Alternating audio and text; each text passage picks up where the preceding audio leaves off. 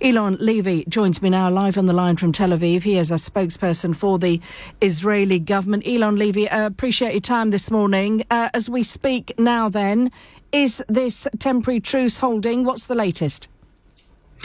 Well, Israel is nervous and anxious this morning as we prepare to receive those 13 women and children from Hamas captivity. It's been nearly 50 days. We know nothing about their condition. They know nothing about the extent of the horrors that happened here on October 7th. So it's going to be a very difficult moment. Unfortunately, Hamas has already violated that hostage release pause twice. Immediately after it came into effect, we had some rocket fire and mortar fire into Israeli territory. But even worse, they are now saying they will refuse Red Cross access to the remaining hostages. Even if we're able to get the first 50 women and children out of the Gaza Strip, that leaves 190 in there. We're going to leave no one behind. And we're demanding they get access to the Red Cross. That was part of the agreement. But we're dealing with a cynical army of terror, organization of hate that isn't even giving them that basic humanitarian mercy, including the people who had limbs blown off during that massacre on October 7th, have been held hostage now, and Hamas is saying it won't give them access to the Red Cross. For those first hostages, and let's hope then everything does calm down, there is no more rocket fire ahead of the handovers. Just remind us, are the bulk of those getting out later women and children? Can we expect to see the actual freeing of them? Or will that happen in great secrecy? Will they be met by their families?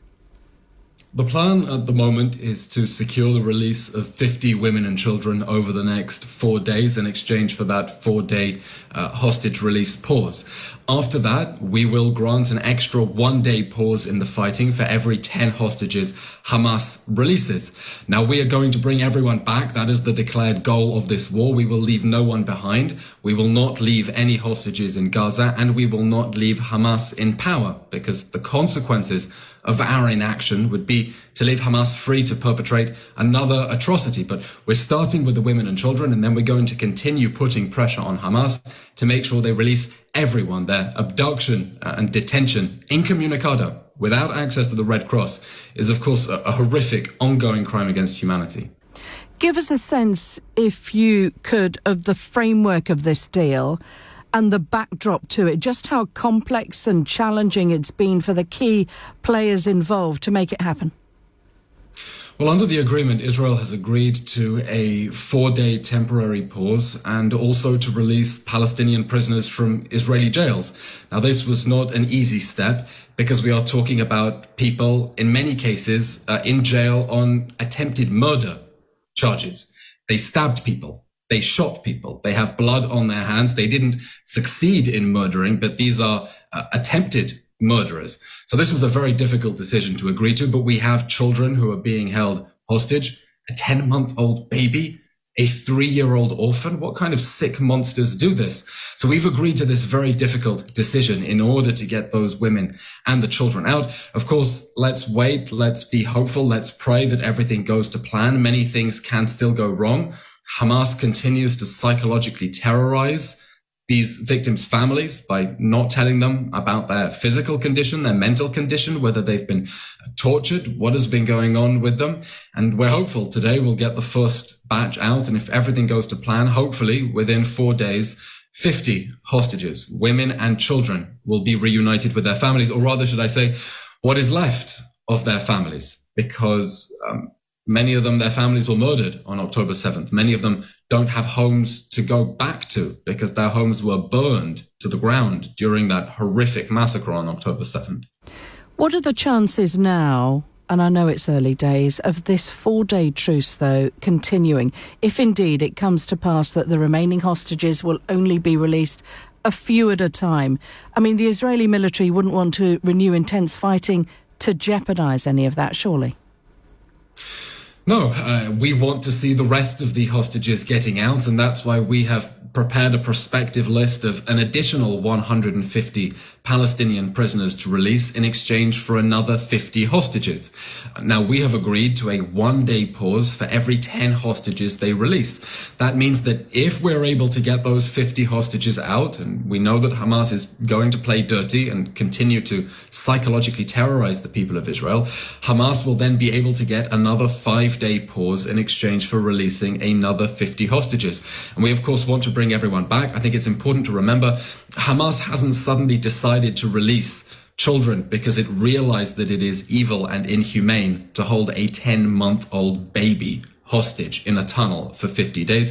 It's doing it because it's responding to Israeli pressure, to Israeli military pressure. We've had Hamas begging for a breather because it's been clobbered for the last month, and we're going to continue putting that pressure on Hamas. We welcome the diplomatic pressure from countries around the world as well, but we're putting military pressure on Hamas until it releases all of our hostages, and we're really committed to that promise. There will be no one left behind. Interesting, your choice of words there, clobbered. I mean, also being clobbered, clearly, the people who faced, ordinary civilians who faced constant Israeli bombardment in Gaza, in the north and also further south. What hope should they now have to see humanitarian aid reach them from today onwards? Are those, I mean, give us a sense of, are lorries literally readying themselves now at the Rafah border? We want to see humanitarian aid reach the people who need it and make sure that Hamas can't steal it. From the very beginning of this war, we have said we want to see as much food, water, medicine and shelter reaching the people of the Gaza Strip, the civilians. Our only condition is that the international community's goodwill not be exploited by Hamas in order to rearm and refuel. So we want to see humanitarian aid going in. We have more than doubled the inspection capabilities on our side to inspect those trucks to make sure that they are able to go in without Hamas smuggling weapons. There are no limitations on the Israeli side as to the amount of humanitarian aid going in. I understand there were some restrictions regarding the capacity of the international agencies inside Gaza, their capabilities to absorb aid, but we want to see as much food, as much water, as much medicine, as much shelter reaching the civilians in the Gaza Strip, because again, this is a war against Hamas, against the same army of terror that declared this war with the October 7th massacre. It's not a war against the Palestinian people. It's not a war against the people of Gaza.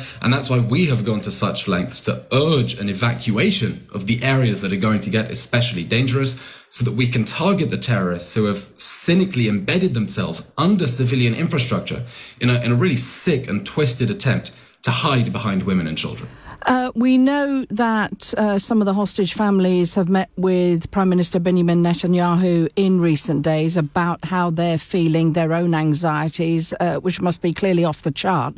There have been reports here that they were angry that Israel initially appeared far more intent on attacking Hamas, going into Gaza, bombarding it, rather perhaps than the emphasis being on getting the captives out through intelligence-led means, targeted means. What are your thoughts on that?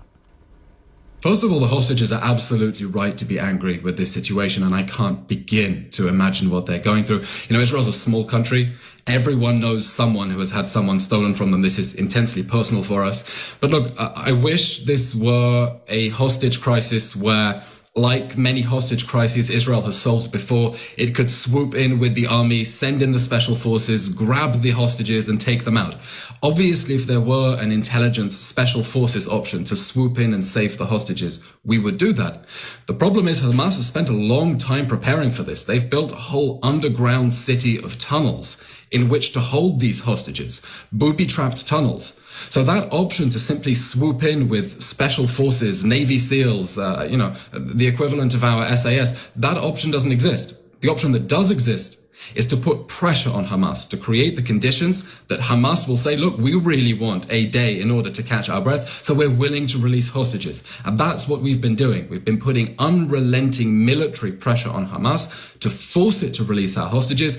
It hasn't suddenly decided to be nice humanitarians or Boy Scouts or to be nice. It is responding to military pressure. That's what we're doing. And that's what we will continue doing until we ensure that no one is left behind.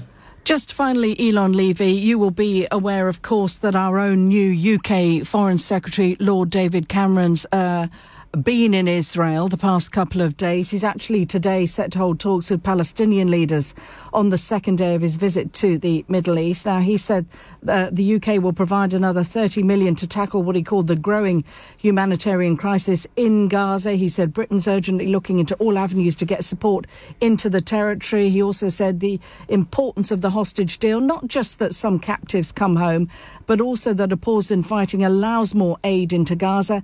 And in talks with Palestinian leaders, we're just hearing, he's going to discuss a longer-term political solution to the crisis. Do you welcome all that?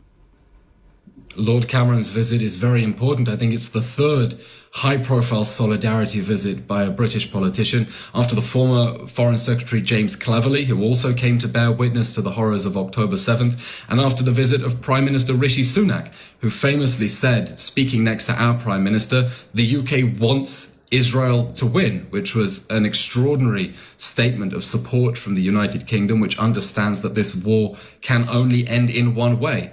And that is with the end of Hamas, because otherwise it will attack us again, like it did on October 7th, and like it says it wants to do again. So that's solidarity. That's support from the United Kingdom, which understands that jihadi terrorists can't be allowed to burn, behead, rape people with impunity, and that has to be answered, and the response to that massacre has to be the end of Hamas's rule in Gaza. Of course, we welcome that. That support has been absolutely solid.